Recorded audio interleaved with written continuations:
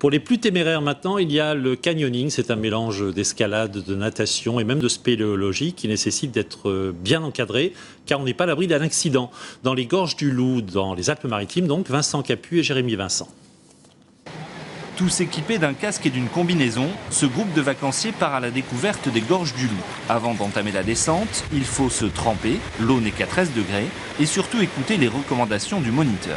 Et ce qui est important, c'est quand vous arrivez dans l'eau, vous arrivez le plus droit possible. N'arrivez surtout pas assis, ne subissez pas le saut.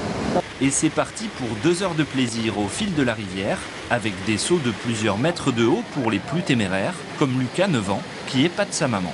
L'eau, les sensations, la découverte avec les professeurs, être avec mes enfants, qui assurent plus que moi.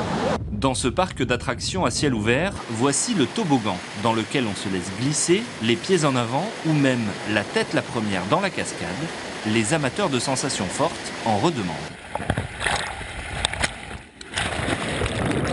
Ça me plaît énormément et puis la vitesse qui en prend en descendant comme ça, ouais, c'est génial.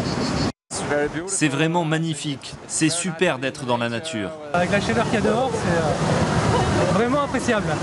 L'activité est ludique, elle est surtout très encadrée. Dans un canyon, la sécurité est primordiale, les accompagnateurs prennent un maximum de précautions. On vérifie justement qu'il n'y ait pas des orages prévus. Tous les ans, on repère les sites, on vérifie que justement les sauts soient possibles, les toboggans soient possibles. On vérifie les amarrages, on vérifie énormément de choses pour que l'activité se passe bien.